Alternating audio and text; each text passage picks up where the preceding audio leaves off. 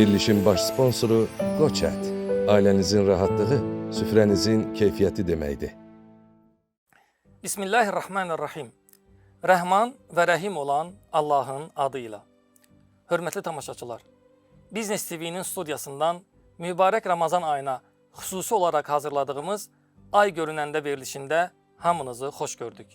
Allahın rəhməti, mərhəməti, bərəkəti, xeyir duası, sülh və əminamanlığı hamımızın və bütün bəşəriyyətin üzərinə olsun. Verilişimizin bugünkü mövzusu Ramazan ayı və insanlar arası münasibətə təsirləri haqqındadır. Və bu mövzunu studiyamıza dəvət etdiyimiz dəyərli qonağımız, fəlsəfə üzrə fəlsəfə doktoru, din psixologiyası üzrə mütəxəssis Eldar Kərimovla müzakirə edəcəyik. Eldar müəllim, xoş gəlmişsiniz. Xoş gördük inşallah. Ramazan ayınız xeyirli və mübarək olsun. Çox sağ olun. Mən də fürsətdən istifadə edib Ramazan ayınız mübarək olsun deyirəm. Həm izləyicilərimizi, həm də sizin bu Ramazan ayı içərisində etdiyiniz bütün dualar, bütün ibadətlər uca Allahın uca dərgahında qəbul olunsun inşallah. Amin. Çox təşəkkür edirik. Allah razı olsun. Eldar müəllim, mübarək Ramazan ayındayıq. Bu gözəl günləri yaşayırıq.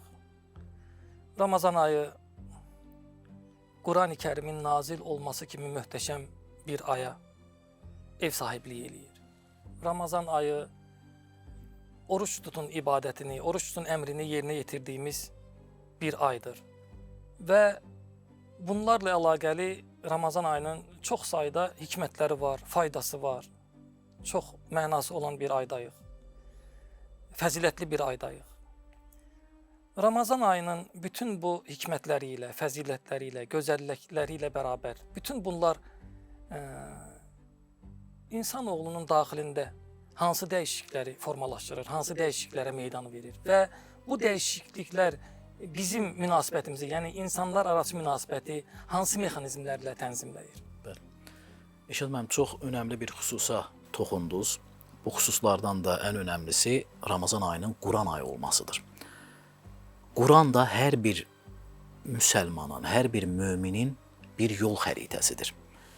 Həm Qurani Kərim hökmləri ilə insan öz həyatını tənzimləyir, həm ətrafındakı insanlarla münasibətini tənzimləyir, həm də cəmiyyət və fərd arasındakı əlaqələri formalaşdırır.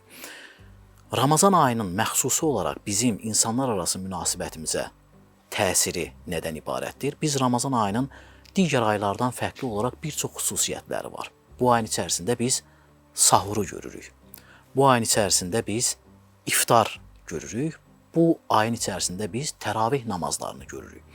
Bu üç xüsus insanları bir-birinə yaxınlaşdıran, insanları bir-birinə doğmalaşdıran, insanların bir-birinin dərdi ilə həmhal olmasına səbəb olan önəmli xüsuslardır. Əgər biz şuurlu şəkildə sahur ibadətini, elə Ramazan orucunun bir parçası da bu sahurun özüdür. Çünki Peyğəmbərimiz sallallahu aleyhi və səlləm də buyururdu ki, sahur ibadətində, yəni sahur yeməyində bir bərəkət var. Onun bərəkət olmasının da səbəbi o zamanda, yəni günün erkən zamanında Allahın bütün bəndələrinin dualarının qəbul etdiyi və insanların həmin saatdan etibarən öz günlərinə başlaması, eyni zamanda ibadətlərini o saatda etməsi sahur yeməyindəki bərəkəti daha da bariz edir. Son dövrlər artıq sahur yeməklərində biz öz ətrafımızdakı dostlarımızla, ətrafımızdakı qohumlarımızla, qardaşlarımızla birlikdə keçiririk sahur yeməklərini. Bu son dövrlər bu daha da aktuallaşdı. Əvvəllər klassik, belə deyək, dini yaşam tərzində bu şəkildə adətlər daha çox idi. Adətən iftar süfrələrində hər kəs birlikdə olur, bərabər olur, bir-biri ilə həmhal olur. Amma indi son dövrlər artıq sahur yeməklərində də insanlar bir-birini evinə dəvət edir, qonaq qəbul edir. Bu mənada sahur yeməyindən sonra artıq təravih namazları. Təravih namazları biz necə ki müsəlman cəmiyyəti olaraq, müsəlman hər birimiz bir fərd olaraq Allah-u Teala bizi sosiallaşmağımız üçün, bir-birimizin dərdindən həmhal olmağımız üçün cümə namazları necə ki biz hər cümə günü gedib cümə namazında birlikdə saf tuturuq və insanlarla bir-biri ilə yaxından həmhal oluruq və eyni zamanda təravih namazları da o birlikdəliyi, o bərabərliyi özü ilə gətirir və bizə yenidən bir adətin formalaşmasına səbəb olmuş olur. Bir ay içərisində bu elə bir xüsusdur ki, istər fərdi inkişaf kitablarında, istər psixoloji hər hansısa bir adətin qazanılmasında və bir adətin tərk edilməsində ən önəmli vaxt çərçivəsidir, bir aylıq müddət. Adətən bunu 21 gün içərisində deyirlər. Bir insan əgər bir adətə sahib olmaq istəyirsə, yaxşı bir adəti özündə formalaşdırmaq istəyirsə, onu 21 gün edərsə, bədən artıq, beyin həmin adətin davamlı edilməsinə fokuslanır və şərtlənir. İnsan 21 gündən sonra həmin adəti yenidən təkrarlamağa başlayır. Bu, eyni zamanda zərərli vərdişlərin tərk edilməsi ilə də bağlı. Bu, zəruri bir zaman kəsimidir. Yəni, bu müddət içərisində bir insan hər hansısa bir zərərli vərdişindən uzaqlaşırsa, artıq ilin digər aylarında da həmin zərərli vərdişlərdən uzaq bir şəkildə yaşaya bilir. Bu mənada Ramazan ayı həm bizim fərdi özümüzün yanlış davranışlarından uzaqlaşmağımıza, eyni zamanda bu ayın içərisində çox müsbət özümüzün həm fiziologiyamıza, həm psixologiyamıza təsir edəcək davranışların yenidən qazanılmasına, özümüzü yenilənməyimizə səbəb olan bir aydır və bir təlimdir, bir Ramazan məktəbidir. Eyni zamanda bununla da bərabər olaraq biz özümüzü yaxşı hiss etdikcə, biz özümüzün davranışlarını düzəltdikcə ətrafımızdakı insanları da yaxşı insanlardan seçirik. Belə bir deyim var, əgər siz 5 yaxşı və uğurlu bir insanın yanında oturursunuzsa, bir müddətdən sonra həmin uğurlu insanların altıncısı siz olursunuz. Yox, əgər siz 5 negativ düşüncəyə sahib, uğursuz insanın yanındasınızsa, bir müddətdən sonra onun altıncısı sizsiniz. Ramazan ayı bizə yaxşı insanlarla bir olmağı, yaxşı insanlarla həmhal olmağı öyrədir və həmin ayın sonunda da artıq biz ilin digər aylarında da həmin insanlarla birlik və bərabərliyimiz davam edir və bu mənada insanlar arasındakı münasibətlərin formalaşmasında Ramazan ayının əvəzsiz rolunu biz şahid olmuş oluruq. Eldar müəllim, qlobal əxlaqi çöküş və qlobal mənəvi böhran dövründə yaşayırıq. Bu bizim reallığımız. Qlobal olduğu zaman bu hamıya bu toxunulub. Yəni, hətta bəzən şikayət edirik ki, bir mənalı şəkildə etibarın, güvənin ortadan qalxdığı bir dövrdəyik. Çox təəssüf, kimsə kimsəyə güvənmir. Doğru. Çünki hər an hər kəsdən hər şey gözləyə bilərsən deyə bir şeyi də yayılmış vəziyyətdədir. Belə bir dövrdə, belə bir zamanda Ramazan ayı və Ramazan ayının hikmətləri, Ramazan ayında edilən ibadətlər, insanlararası münasibətləri tənzimləmədə, xüsusilə də güvən nöqteyi nəzərdən, etibar nöqteyi nəzərdən tənzimləmədə hansı faydalarını bizə verə bilər, göstərə bilər? Bilirsiniz, Eşad müəllim, bir insanın genetik faktorları vardır onun şəxsiyyət kimi formalaşmasında. Bir də sosial mühit vardır ki, sosial mühit onun şəxsiyyətinin formalaşmasına birbaşa təsir edir. Bizim ümumiyyətlə genetik faktorlardan aldığımız, ata tərəfdən, ana tərəfdən aldığımız bəzi xüsusiyyətlər vardır ki və şəxsiyyət kodları vardır ki, onlar bizdə müsbət və ya mənfi davranışların formalaşmasına səbəb olur. Bir də sosial öyrənmə nəzəriyyələrinə görə biz ətrafımızdakı insanlardan öyrənirik çox xarakteri, çox düşüncəni və çox davranışı.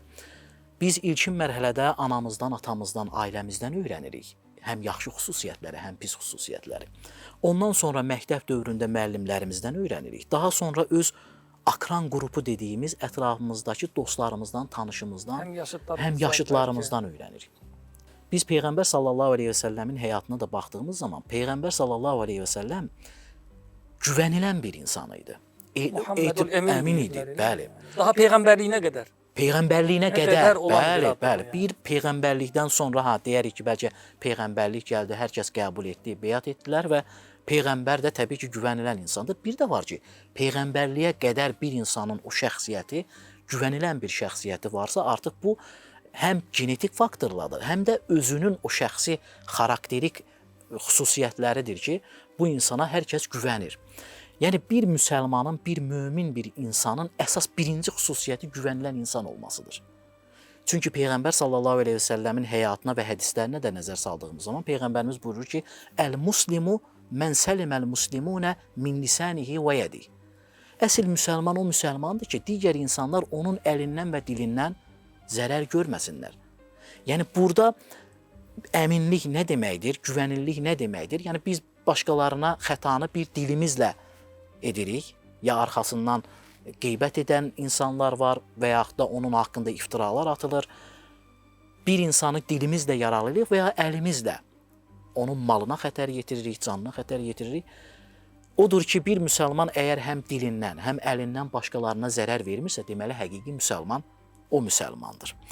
Yenə Peyğəmbərimiz sallallahu aleyhi və səlləm buyurur ki, Lə imənə limən ləhu əmənə.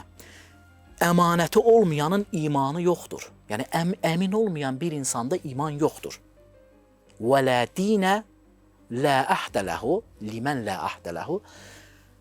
Əhdə vəfa göstərməyənin də dini yoxdur.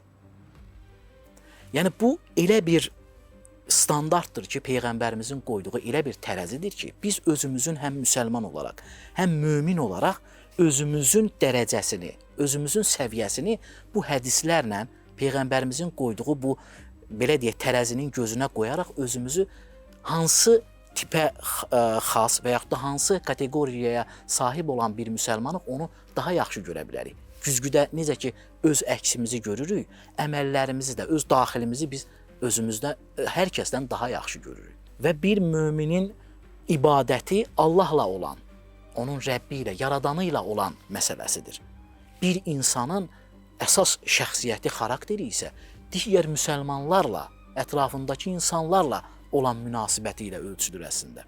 Yəni, bir insan namaz qılırsa, oruz tutursa, zəkat verirsə, həccə gedirsə, amma yenə də mənfi davranışlardan çəkinmirsə, Böhtan atırsa, qeybət edirsə, iftira eləyirsə, yalan danışırsa. Bəli, Peyğəmbərimizin qoyduğu bu tərəzinin gözündə artıq onun çəkisi çox azdır. Əmanətə xəyanət eləyirsə. Əmanətə xəyanət edir. Çünki burada Peyğəmbərimiz digər hədis-i şərifdə buyurur ki, Əyətül münafiqi sələsə.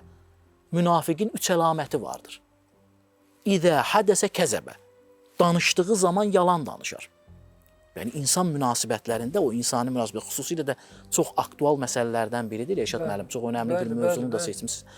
İzə hədəsə kəzəbə. Danışdığı zaman yalan danışar. Yəni, İslam dinində, xüsusilə də Peyğəmbərimizin həyatında biz, Peyğəmbərimiz bir hədisdən digər hədisə, çünki hər biri bağlantılı bir məsələlərdir. Mən kənə yu'minu billahi vəl yevmil əxir fəlyəqul xayran əv liyasmut. Allaha və axirət gününə inanan bir kəs ya xeyir söyləsin, ya da sussun. Sakit dursun. Kəfə bil mər'i kəzibən ən yuhəddisə kullə mən səmi'a. Bir insana hər eşitdiyini danışmaq yalan olaraq kifayət edər. Yəni, hər eşitdiyini danışmaq, çünki insanın qəlbi qulağı ilə kirlənir. Biz eşitdiklərimizlə başqası haqqında rəy veririk, fikir bildiririk, onun haqqında danışırıq və onun haqqında mənfi düşüncələr, eşitdiklərimiz bizim qəlbimizi də qaraldır. Digər, münafiqin digər ikinci xüsusiyyəti nədir? Danışdığı zaman yalan danışdı, bunu bildik.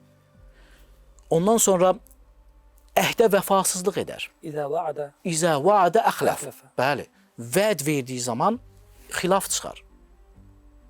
İzə tuminə xanə. Əmanət edildiyi zaman da xəyanət edər. Yenə də etibarlılığa gəldik. Yenə də etibarlılığa gəldik çıxdı. Əgər bu üç xüsusiyyətdən birinin zərrə qədərini özümüzdə hiss ediriksə, deməli, bizdə o münafiqin əlamətlərindən də vardır demək. Yəni, bunu biraz dəqiqləşirək, bu münafiq demək deyil. Deyil, əlbəttə deyil. Amma ora aparan bir Ayətül münafiq əlamətlərindəndir. Artıq narahat olmaq, həyəcan təbliğ çalmaq. Mən artıq bunun əlamətlərini yaşayıram. Tamamilə doğrudur, tamamilə doğrudur. Odur ki, Peyğəmbər sallallahu aleyhi və səlləmin hədislərindən, yaşam tərzindən, onun insanlara qarşı münasibətindən, xüsusilə də insanların ona qarşı münasibətindən. Çünki biz özümüz haqqında çox şeylər deyə bilərik. Özümüz haqqında, özümüzü bəlkə də çox tərifləyə bilərik. Amma elin gözü tərəzidir deyirlər. Bizi qoy səni özün deyil, sənin ətrafındakı insanlar dəyərləndirsin. Onların gözündən bir də özünə baxmağın lazımdır. Peyğəmbər sallallahu aleyhi və səlləmə hər kəs Muhammedül Əmin, müşriklər belə öz mallarını, mülklərini ona əmanət edirdilər. Yəni, onun saxlamasını, onun mühafizə etməsini öngörürdülər. Çünki o, şəxsiyyət olaraq güvənilən bir şəxsiyyət idi. Yəni, bugün qeyd etdiyiniz kimi qloballaşan dünyada insanların ən böyük zərər gördüyü yaralardan biri məhz güvənsizlikdir.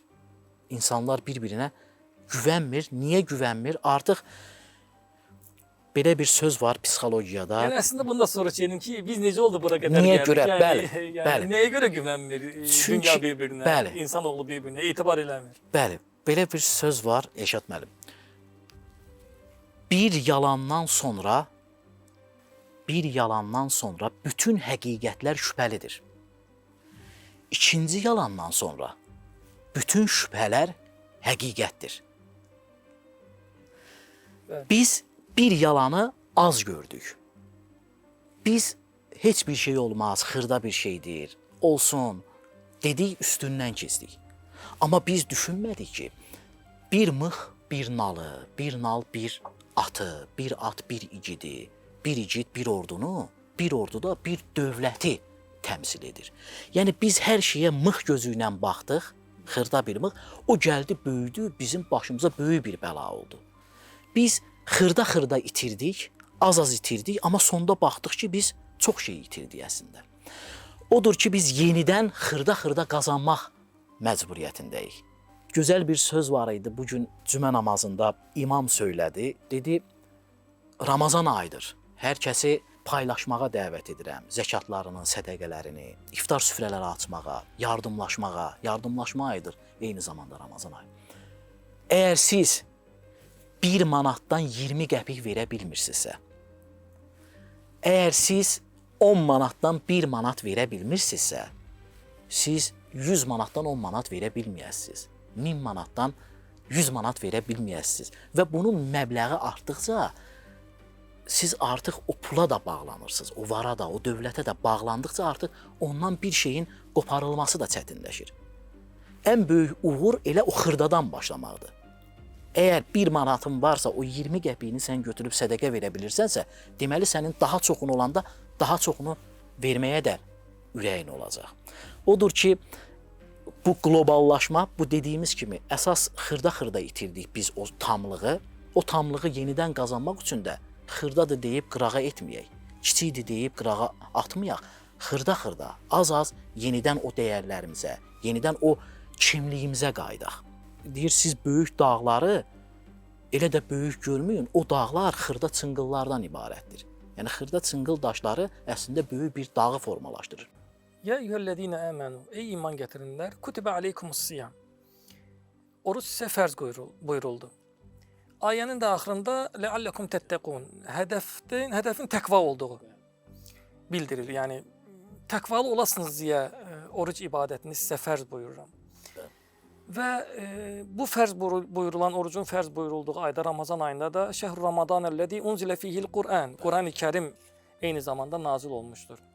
Qur'an-ı Kərimin nazil olduğu və Qur'an-ı Kərimin oruç tutan insanları təqva ilə əmr etdiyi bir zamanda bu təqva, bu tutduğumuz oruç və əldə edəcəyimiz təqva, bax elə bayaq dediyimiz əmanətə xəyanətdir, yalan danışmaqdır, vəd eləyib xilaf çıxmaqdır. Bunlar hamısı insanlararası münasibəti tənzimləyir də.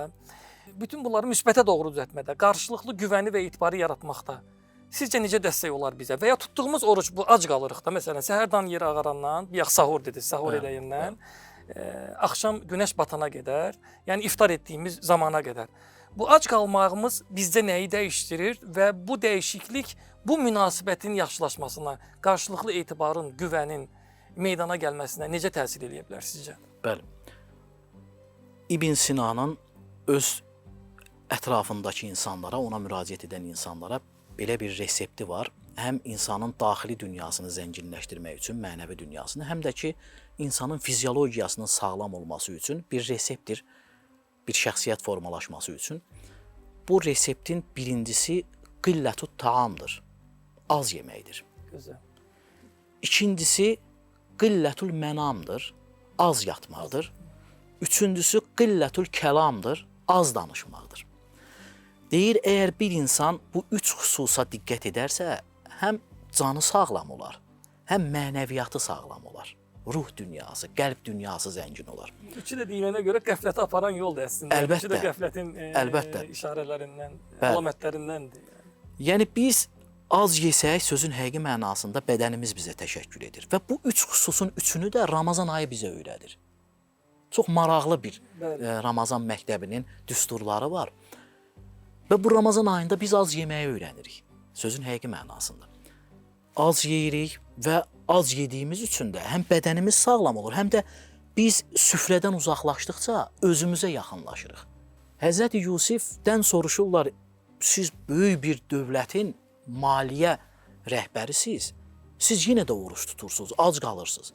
Deyir, mən ac qalmasam, az yeməsəm, az qalmasam, oruç tutmasam, mən acların dərdini bilmərəm. O toxun acıdan xəbəri olmaz deyirlər, Eşat müəllim. Bəli. Yəni insan nə qədər tox olsa, o qədər özündən də uzaqlaşır, insanlardan da uzaqlaşır. Bu aclıq sadəcə bizim dinimizdə insanın ruhani tərbiyəsi üçün vacib qılınan bir ibadət deyil. Eyni zamanda digər ibadət dinlərdə də, dini mənsub olan insanlar da bu ibadətlərin bu və ya digər şəkli dəyişilmiş formatlarından istifadə edirlər. Ətrafımızdakı az insanları bəlkə də görürdük tox vaxtımızda, amma ac qaldığımızda daha yaxşı hiss edirik qonşudakı az yalavaz gəzən insanları, qohum əqrabada kasıb miskin insanları. Bu ac qalanda daha dərdini yaxından hiss edirik. İkinci önəmli məsələ qillətül mənam. Az yatmağı öyrədir bizə. Həqiqətən o başdanlıq var. Bizdə el arasında o başdanlıq sahura qalxırıq. Az yatırıq. Təravihimiz var. Yəni o eyni zamanda günümüzün bir qismini, yəni artıq kontrol altına alan bir zaman kəsimidir. Az yatmaq ümumiyyətlə insan övladı üçün, insan fiziologiyası üçün bir standart tibbi nəticələr var. Uşaq yaşındakı 8 saatlıq yatış. Amma bir insan əgər nə qədər yuxusuna, belə deyək, normada, deyək, axşam bizdə əvvəllər belə idi, cizgi filmlərinə baxırdıq saat 8-dən. Səhər də xoruzun banlaması, dindar olmayanlar belə xoruzun banından sonra, xoruzun artıq o səsindən sonra oyanırdılar. Günə oradan başlayırdıq. Amma İslam belə deyək, ədəbiyyatında, Peyğəmbər sallallahu aleyhi və səlləmin tətbiqatında yatsı namazından sonra yatış, gecənin 1/3-də artıq qalxıb biz təheccüd namazı, ondan sonra gecə namazı, sübh namazı və sübh namazından sonra gün başladı. Amma indi modern dövr bizə nəyi təlqin edir? Həm uşaqlarımız, həm özümüzdə də bu və ya digər formada onu yaşayırıq, onu görürük. Gecənin saat 1-nə qədər, 2-sinə qədər bu telefon, sosial şəbəkələr o qədər həyatımızın bir parçasına çevrilir ki, ondan uzaqlaşa bilmirik. Sosial şəbəkələrdən çox istifadə etmək, ekrandan çox istifadə etmək, televiziyaya çox baxmaq, telefondan çox istifadə insanda melatonin hormonunun zəifləməsinə gətirir, çıxarır. Bu yuxu rejimimizi, yəni yuxu nizamımızı formalaşdıran önəmli bir hormondur. Bu hormona nə qədər biz digital ekrandan ona çox aludəçi oluruqsa, bu hormon bizim yuxu rejimimizə mənfi təsir edir. Yəni hormon azalır bədəndə və biz necə yatmışıqsa yorğun, elə yorğun şəkildə də oyanırıq. Əksər insanlardan mən çox vaxt sorğu da aparıram. Bununla bağlı biz son dövrlər həm internet aludəçiliyi ilə bağlı apardığımız sorğuları da gözdən keçirmək üçün anket sorğularında da adamların ən çox şikayəti necə yorğun yatıramsa, elə yorğun da qalxıram. Bəli, elə də yorğundur. Niyə? Çünki artıq burada telefonu son yatan anına qədər ya söndürüb yatır, ya telefon yanında yatır, ya da əlindən düşür yatır. Yəni bunu ən azı yatmadan öncə 1 saat öncədən telefon sönüb artıq biz yuxuya getməyimiz lazımdır. Və o da yatsı namazından həmən sonra. Yəni gecənin 1-nə, 2-sinə qədər zəruri hal olmadıqca bu bizim gündəlik rutinimiz ola bilməz.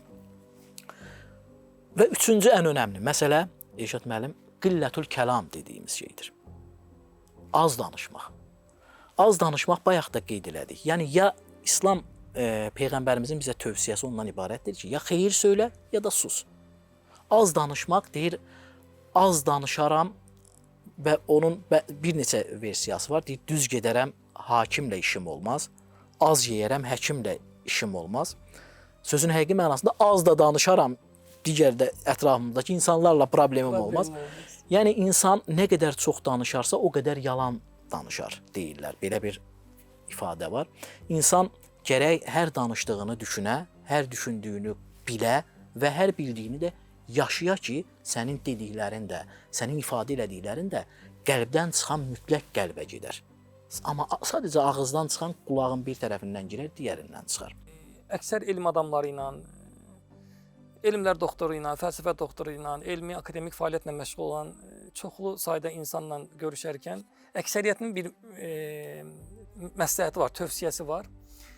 Deyirlər ki, bir səhər tezdən o namazdan sonraki vaxtı dəyərləndirdiyimiz zaman bərəkətli olur. Bəli.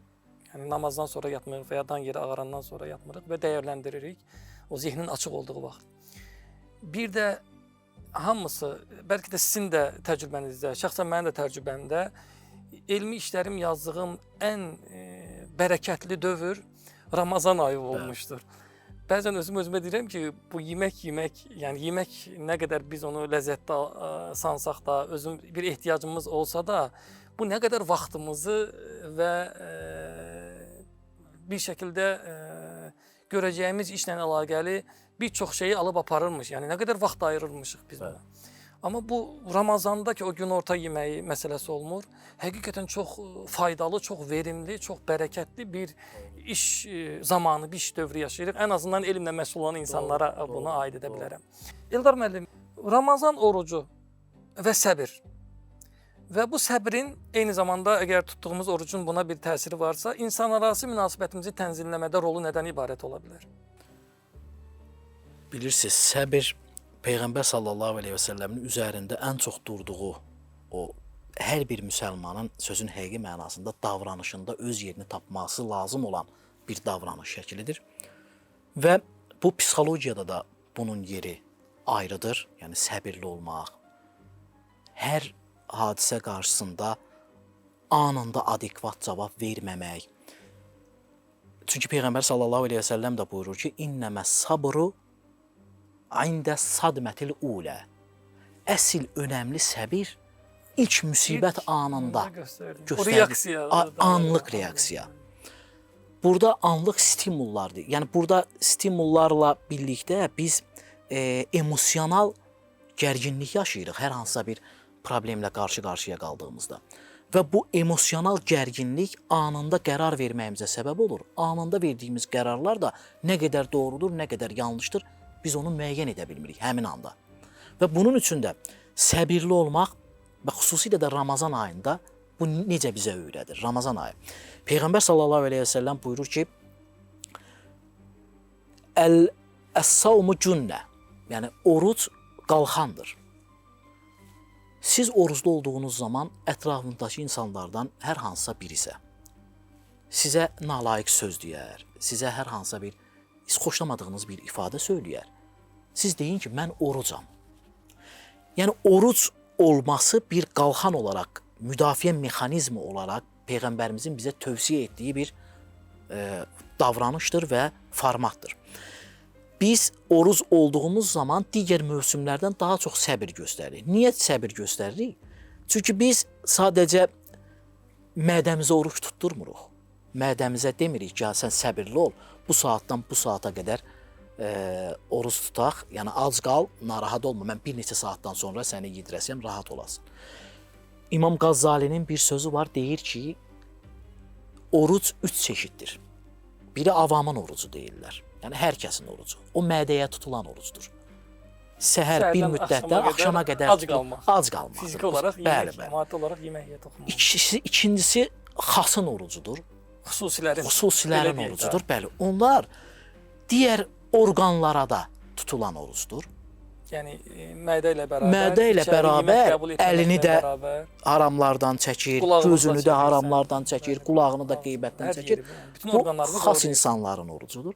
Üçüncü də xasul xavasın orucudur. Xasların xasının orucudur. Xüsusiyyətlərin ən üstün. Ən xasların orucu. Bu da qəlbə tutulan orucdur. Qəlbdə Allahdan başqasına yer verməməkdir. Maraqlı bir oruc kateqoriyasını qoyur İmam Qazzali. Belə deyim, qəlbi Allahdan başqa hər şeyə ad saxlamaq. Tamamilə doğrudur. Bəli. Qəlbi Allahdan başqa hər şeyə ad saxlamaq. İndi kim hansı orucu tutur, o hər kəsin öz işinədir burada. Amma sadəcə mədəyə tutulan oruc deyil. Bu sadəcə az qalmaqdır. Çünki Peyğəmbər sallallahu əleyhi və səlləm bir hədisində buyurur ki: "Mən ləm yəda' qavlə zuri və amələ bi, fəleysə lillahi haccə fi en yəda' ta'amahu və şərabə." Bəli. Kim pis sözdən və yalan danışmaqdan və onunla əməl etməkdən uzaq durmazsa, Allahın onun ac və susuz qalmasına heç bir ehtiyacı yoxdur. Yəni sən sadəcə ac qaldın, mədəvə oruç tutdun, bu çox gözəl, əla. Bəs sən əlinə oruç tutturmadınsa, dilinə oruç tutturmadınsa, qulağına oruç tutturmadınsa, Allahın digər ac qalma orucuna heç bir ehtiyacı yoxdur. Bir atanın öz övladına vermək istədiyi öyüdlərdir bunlar.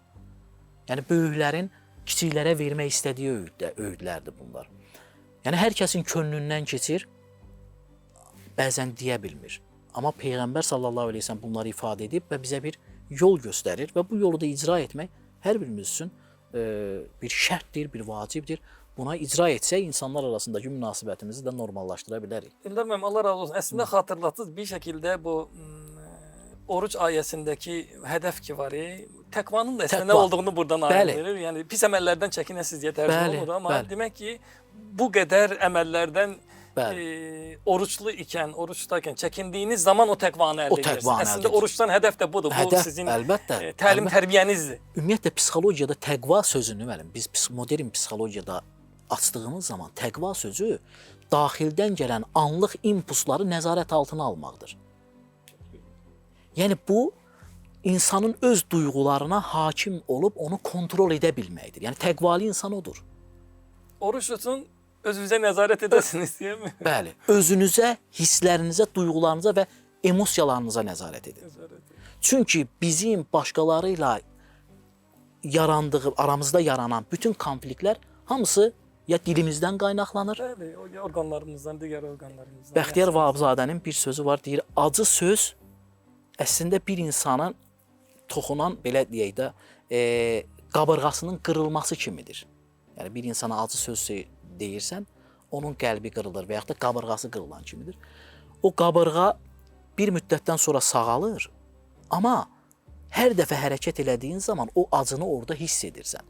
Yəni söz qılınc yarası sağalır, amma söz yarası sağalmır. Biz bəzən sözdür dedik, o getdi, amma bu belə deyil. Yəni söz üzərində sözün yarası qədər, sözün təsiri qədər, sözün sehri qədər bəlkə də kainatda elə bir nemət yoxdur. Yəni söz o qədər insanı şahlandıra da bilər. İnsana fiziki müdaxilədən belə daha dəyərlidir. Daha dəyərli və daha təsirli. Daha təsirlidir. İki məsələ üzərində də imkan olsa qısa bir şəkildə durmaq istəyərdim. Yenə bu insanlar arası münasibəti pozan ən önəmli məsələlərdən biri xəyanətdir. İnsanların bir-birinə xəyanət etməsi. O hədisdə də fəidə tuminə xanə eləmi? Yəni əmanətə xəyanət. Bütün bu söylədiklərinizin fonunda bu xəyanəti insanlar arası münasibətə bu qədər zərər verən, mənfi bir hadisə olan xəyanəti ortadan qaldırma adına bu mübarək Ramazan günlərində tutduğumuz orucla necə müdaxilə edə bilərik? Və ikinci bir sualımı da bundan sonra vermək istəyirəm. Rəşad müəllim, məşhur psixoloq Karl Gustav Jung'un şəxsiyyət tiplərində belə bir xüsusiyyət var. Yəni şəxsiyyətin təbəqələri var. Biz şəxsiyyət olaraq birinci təbəqəmiz personadır. Persona ətrafımızdakı insanlara özümüzü necə göstərdiyimizdir. Ətrafımızdakı insanlar bizi yaxşı da qəbul edə bilir, pis də qəbul edə bilir və ya biz çalışırıq ki, özümüzü yaxşı kimi göstərək və hər kəs bizi yaxşı kimi qəbul etsin. İkinci bizim şəxsiyyət tipimiz, şəxsiyyət təbəqəmiz shadow deyilən kölgə şəxsiyyət tipidir. Bu nədir? İnsanın öz təkliyində baş-başa qaldığı zaman özünə verdiyi o qiymətdir, dəyərdir. Baş-başa qaldığı zaman artıq özünü tanıdığı o şəxsiyyətidir. Bir çöldə bizi tanıyan şəxsiyyətlər, persona dediyimiz, ətrafımızdakı insanlar bizi ona görə tanıyır. Bir kölgə dediyimiz hissə bizim özümüzün tanıdığımız özümüz var. Bir animus var, qadın və kişi xüsusiyyətlərinə aid. Bir də önəmli olan self dediyimiz insanın o öz kamil mənliyidir. İnsan öz kamil mənliyinə o zaman çata bilir ki, o persona ilə, cəmiyyətə təqdim etdiyi şəxsiyyəti ilə kölgədə qalan şəxsiyyəti arasında eynilik və balans yaranır. Biz çöldə hər şey yaxşıdır, həm təqvalıyıq, həm dəyərliyik, həm elmliyik və ya gözəl bir işçiyik, amma evə gəldiyimizdə tamamilə tam fərqliyik. Şəxsiyyət ortaya çıxır. Əgər bunlar ikisi arasında bir balans saxlaya biliriksə, biz o selfimizi, o özümüzü, mənliyimizi doğru bir şəkildə formalaşdıra bilirik. Və doğru mənliyini formalaşdıran insan həm özü ilə barışıq olur, həm başqaları ilə barışıq olur. Özü ilə barışıq olan insan başqalarına xəyanət etmir. Çünki o bilir ki, onun bu dünyada bir missiyası var. O bu dünyada heç kimin yerini tutmur. Onun öz yeri var, öz missiyası var, öz üzərinə düşən vəzifələr var və o missiya uğrunda özünü inkişaf elətdirir. Ən böyük yüksəlik birləşərək yüksəlməkdir. O tək əldən səs çıxmaz məsələsinə uyğun olaraq biz birlikdə güclüyük. Yəni bir olduğumuz zaman, bərabər olduğumuz zaman, ailə fərdləri olaraq, iş yoldaşları olaraq, bir topluluq olaraq, cəmiyyət olaraq, bir dövlət olaraq bir olduğumuz zaman güclüyük. Amma bir-birimizə xəyanət elədiyimiz zaman öz gücümüzü itiririk. Bəli, öz gücümüzü itiririk. Allah razı olsun. Bu sualıma cavablarınızı dinlədiyim zaman belə bir xülasə ağlıma gəldi. Allahın əmrinə tabe ol, mübarək Ramazan ayında orucu tut. Bəli. Ya olduğun kimi görün, ya göründüyün kimi ol və xəyanət etmə. Belə bu şəkildə xülasə eləməyim doğrudurmu? Eldar mənim son sualım. Sabaha olan güvənsizlik bu ümumi bir hakim düşüncə olaraq, həyat tərzi olaraq ortaya çıxır əksəriyyətimizdə. Əsəb də bundan gəlir, depressiya da bundan gəlir, stress də bundan gəlir. Sabaha, gələcəyi olan güvənsizliyin içində İslamda çox önəmli bir termin var. Quran terminidir, Quran sözüdür. Təvəkkül və bu təvəkkül düşüncəsinin, hadisəsinin həyata keçirilməsi sabaha olan güvənimizi, nəticə itibarilə insanlar arası olan problemlərin həllində özünü necə göstərə bilər? Təvəkkül kəlməsindən çox istifadə edirik.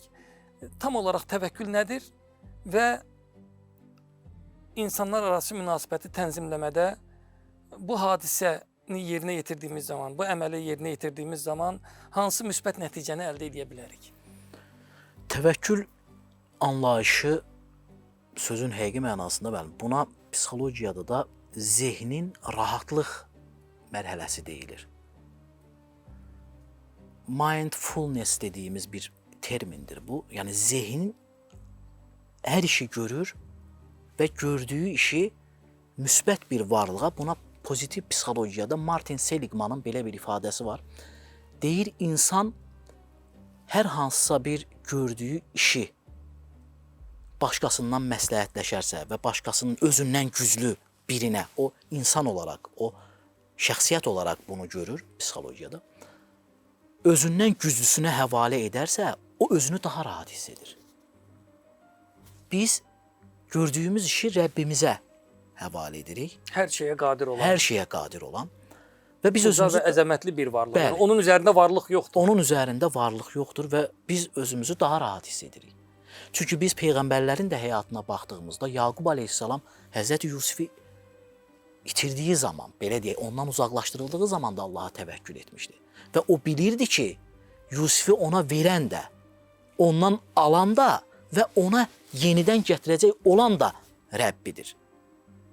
Yəni təvəkkül dediyimiz anlayış bizi biz edən və bizim hər şeyimizi, həm zəif nöqtələrimizi, həm güclü nöqtələrimizi bilən Rəbbimizə qarşı təvəkkül edirik. Bir şəkildə təvəkkül edərkən ona həvalə edirik. Onun himayəsinə giririk və ona həvalə edirik. Bəli. Yəni. Həvalə edirik. Bəzən bu yanlış... Və ya nəticəsini ondan gözləyirik bir işi gördükdən sonra. Doğru. Belə bir söz var mənim. Deyirlər, atası yaşayan insanlar hansı yaşda olursa olsun hələ böyüməyiblər. Belə el arasında belə bir söz var. Atanın varlığı onun üzərində öz təsirini göstərir. Öz təsirini özündən böyüyün bəli, olması. Özündən böyüyün olması hansı yaşda olursan ol sənə bir rahatlıq verir. Deyir, atam sağ olardı. Heç bir meyvəsi olmayardı, amma kölgəsində olardı. Valla bu çox deyilən sözdür və gerçək həqiqi bir şey. Bu bir həqiqətdir. Bəli, bir həqiqət. İnsan atasını itirdiyi zaman böyüyür. Yəni insan öz atasını, nə qədər sən ailəndə olsa, övladlarında olsa, hələ böyümüş sayılmırsan.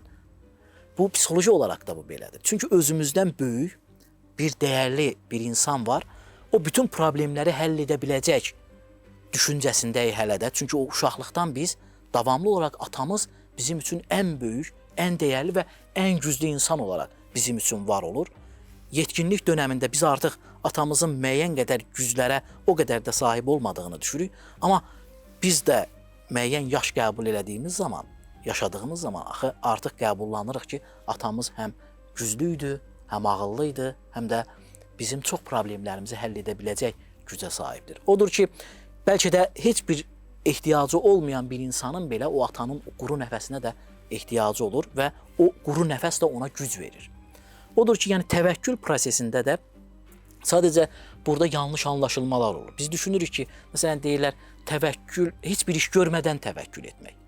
Yəni bir işi görmürəm, deyək, imtahan olasıdır. Heç bir dərsi oxumadan Allaha təvəkkül elədim, mən imtahandan yaxşı yazıram. Bu olmaz. Yəni İslam anlayışında, düşüncəsində təvəkkül bu şəkildə edilmir. فَإِذَا عَزَمْتَ فَتَوَكَّلْ عَلَى اللّٰهِ اِنَّ اللّٰهَ يُحِبُّ الْمُتَوَكِّلِينَ. Bəli. Bir işə qərar verdiyin zaman Tamamilə doğrudur. Bəli. o zaman Allaha təvəkkül elə. Bəli. Yəni işi ora qədər gətir, Ondan bütün sonra səbəblərini yerinə yetir. doğrudur. Artıq həyata keçib keçməməsini Allaha həvalə, Allaha təvəkkül elə. Allah təvəkkül edənləri də sevərmiş. Sevər, bəli. Allah, Ayə də onu deyir, Allah bəli, təvəkkül bəli. edənləri sevər. Gələcəyə baxış tərzimizdə, gələcəyə ümidsiz olmamağımız üçün də biz bugündən gələcəkdə hansı şəkildə olduğunu görmək istəyirsənsə, bu gün nə ilə məşğul olduğuna bax deyirlər. Bu gün əgər özün üçün uğurlu bir iş üçün çalışmırsansa, bu gün gələcəyini şəkilləndirəcək faydalı iş əmsalını ortaya qoya bilmirsənsə və ya qoymursansa, gələcəkdə olmaq istədiyin yerdə mümkün deyil ki, sən olasan. Mütləq özünü harda görürsənsə, bu gün elə onun üçün başlamağın lazımdır. Məhz təvəkkül də odur. İldar müəllim, çox sağ olun. Buyurun mənim. Təşəkkür edirəm, minnətdaram. Dəvətimizi qəbul etdiniz, studiyamıza gəldiniz. Mübarək günlərdə dəyərli fikirlərinizdən, düşüncələrinizdən çox faydalandıq. Gözəl həmsöhbət oldunuz. Minnətdarıq, təşəkkür edirik.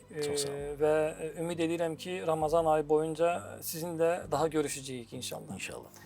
Sağ olun, var olun. Çox sağ olun. Əziz və hörmətli izləyicilər, bugünkü verilişimiz burada sona çatır. Sizin də növbəti verilişimizə qədər sağollaşırıq.